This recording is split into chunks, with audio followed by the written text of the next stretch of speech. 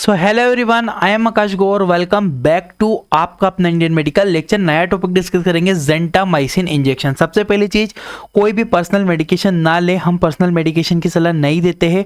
Video only made for medical student, nursing, pharmacy for increase knowledge. ठीक है, तो कोई भी आम आदमी अपनी मर्जी से दवाइयाँ ना ले, पहले डॉक्टर से प्रिस्क्रिप्शन करे, कांटेक्ट करे, then you take medicine. Start करते हैं। जेंटामाइसिन इंजेक्शन क्या होता है? Gentamicin is an antibiotic which belong to the aminoglycosides class, यानी कि दवाई होती है, मेडिसिन होती है, एंटीबायोटिक है, जिसकी क्लास मैंने यहाँ पे बताई है अमाइनोग्लाइकोसाइडेस। ठीक है, यह इंजेक्शन एंटीबायोटिक होती है, इंजेक्शन एंटीबायोटिक होता है जो कि अमाइनोग्लाइकोसाइडेस ड्रग क्लास की होती है। अमाइनोग्लाइकोसाइड एक क्लास होती है, हर एक मेडिकेशन का क्लास आपको ध्यान होना चाहिए। ठीक है, ये इंजेक्शन आता है, बहुत अच्छा है गाइस, बहुत अच्छा इफेक्ट देता है, बहुत अच्छा यूज़ होता है, बहुत कम साइड इफेक्ट है इसके और अच्छा इफेक्टिव होता है मेडिसिन डिसीज़ में। ड्रग अगर देखो, कुछ बेसिक चीज़ें ड्रग इसके अंदर होती है। जेंटामाइसिन स्ट्रेंथ होती है 80 mg का। ये इंजेक्शन एम्पुल अवेलेबल रहता है, इस प्रकार का एम्पुल होता है। ये अलग अलग ब्रांड इसको बनाती हैं, यहाँ पे लिया है। तो जेंटामाइसिन 80 mg पर 2 ml, इसके अंदर 2 ml होता है। ठीक है, सॉल्यूशन 2 ml होता है। 1 ml के अंदर आपको देखने को मिलेगा 1 ml के अंदर आपको मिलेगा 40 mg, 2 ml के अंदर मिलेगा आपको 80 mg। ठीक है, mg। अगर पेशेंट को आपको हाफ देना है तो आप इंजेक्शन से 1 ml दे सकते हो, यानी कि 40 mg जाएगा पेशेंट को। अगर 80 mg देना है तो 2 ml पेशेंट को दिया जाएगा, जो कि यहाँ पे मेंशन भी है। ठीक है, इसके बाद क्वांटिटी, अगर इसकी क्वांटिटी की बात करूं तो 2 ml, यानी कि 80 mg मैंने लिखा है, 2 ml अवेलेबल रहता है। रूट IM और IV, यानी कि इंट्रा मस्कुलर भी दिया जाता है, इंट्रा वेनस भी इसको पेशेंट को प्रिस्क्राइब किया जाता है। ठीक है, आगे बढ़ते हैं यहां से कुछ इंपॉर्टेंट पॉइंट के ऊपर। Gentamicin work is systemically. Systemically का मतलब क्या? जेंटामाइसिन सिस्टेमिकली अर्थात सीधे में रक्त में कार्य करता है, डिजोल्व होता है, ज्यादा जाके डायरेक्टली ब्लड में इफेक्ट करता है जो भी इन्फेक्शन हुआ उसके अगेंस्ट में। It is broad spectrum activity. Broad spectrum के मतलब क्या होता है? ये बड़े पैमाने पर ग्राम पॉजिटिव बैक्टीरिया को भी मारेगा, नेगेटिव, यानी कि बड़ा से बड़ा इन्फेक्शन इजीली ये ट्रीट किया जाता है। ज़्यादातर ये इंजेक्शन कॉम्बिनेशन में यूज़ होता है। कॉम्बिनेशन का मतलब आप कभी भी ये मत समझिएगा कि किसी दवाई के साथ मिलाकर इसको दिया जाता है। कभी भी एंटीबायोटिक को इस तरह से नहीं मिलाया जाता। पहले सिंपल, अगर आपको कोई और डिसीज़ है तो कोई और एंटीबायोटिक चल रही है तो साथ में इफेक्ट बढ़ाने के लिए आपको जेंटामाइसिन भी प्रिस्क्राइब करना है पेशेंट को। उसके लिए क्या होता है कि वो उसके साथ नहीं मिला के देना है, पहले वो एंटीबायोटिक जाएगा पूरा पेशेंट में, देन आप उसको फिर अलग से डिसोल्व करके ये पेशेंट में दे सकते हो, याद रखिएगा। It work to kill gram positive and gram negative bacteria. पहले बता दिया गया है, धनात्मक तथा ऋणात्मक दोनों प्रकार के जीवाणु को मारता है। ठीक है, आते हैं यूजेस के ऊपर। यूजेस समझेंगे। एब्डोमिनल इन्फेक्शन, पेट में अगर कोई दर्द है, या सॉरी 1 मिनट, दर्द नहीं, infection.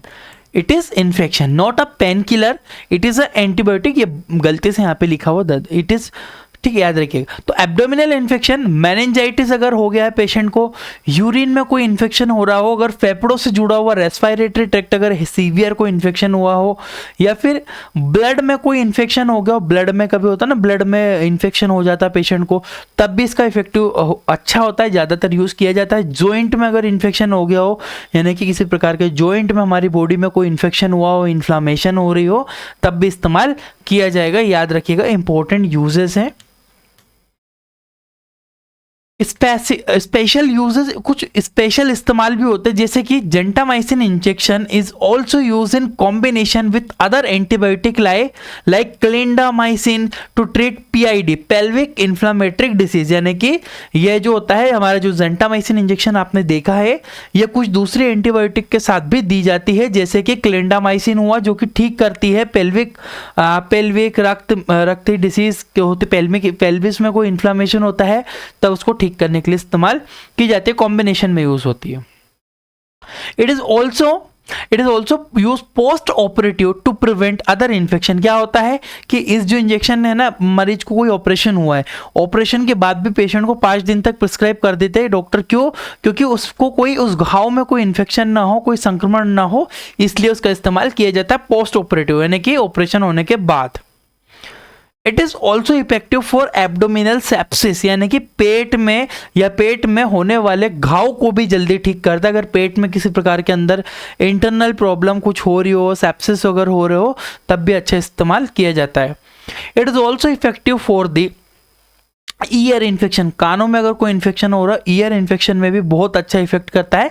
It is very effective for the ear infection. Doses को समझ लेते हैं। इसके वेट के अकॉर्डिंग डोज होता है इसका 5 mg पर kg पर डे, यानी कि 5 mg इंजेक्शन 1 किलो के वजन वाले में दिया जाता है। यानी कि आप यहां पे ये समझ सकते हो 5 mg देना है। अगर कोई 5 किलो का है तो उसमें आप इंटू कर लो 5 का जब इंटू करोगे तो उसके अकॉर्डिंग जितना भी आएगा वो कैलकुलेशन आपको करके देना है। कोई 40 किलो का है तो इंटू 5 जो भी आएगा उसके अकॉर्डिंग आपको वेट कैलकुलेट करके देना है। मैंने आपको पर डे दिन में, है ना, ये आपको जैसे कि 50 mg आया तो 50 mg आपको कितना देना है, 20 mg आया, 25 mg आया, 40 mg आया तो 40 mg आपको कितना दिन में 2 बार देना है, 2 डोज में, मॉर्निंग और नाइट, है ना, कि बीडी फॉर्म में आपको इसको देना होगा पेशेंट को।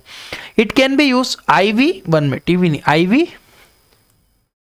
IV और IM, but it is use IV is should be given 30 minutes after dilution. यानी कि क्या करना है कि अगर आपको इंट्रावेनस देना है तो बहुत ही स्लोली इसको दिया जाता है, डिजोल्व करके दिया जाता है।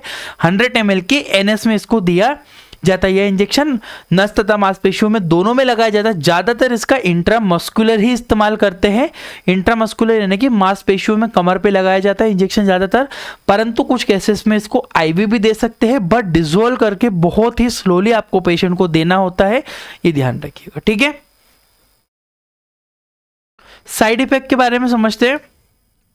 नोजिया, वोमिटिंग और हार्ट बर्न, यानी कि छाती में जलन होना, उल्टियां आना, जी मचलाना, इस प्रकार की समस्या पेशेंट में आपको देखने को मिल सकती है।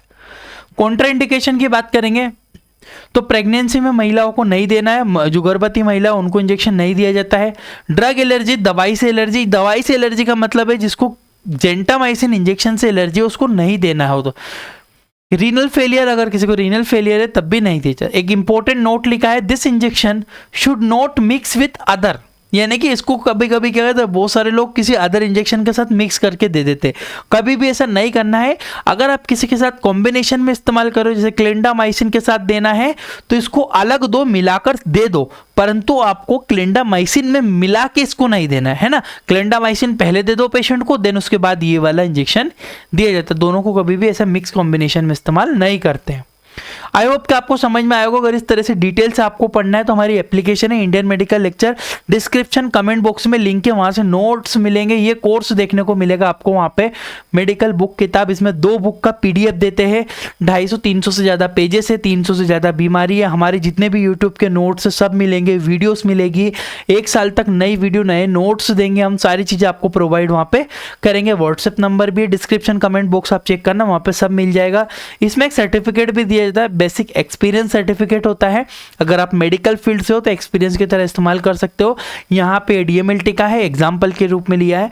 यहाँ पे आपको बेसिक मेडिकल प्रैक्टिस लिखा हुआ आएगा, just a experience certificate. Clear है? आई होप कि आपको समझ में आएगा। Thank you for watching guys, you are Indian medical lecture. Description और कमेंट बॉक्स चेक करना, वहाँ पे आपको इस कोर्स के लिए डिटेल मिल जाएगी। Thank you for watching.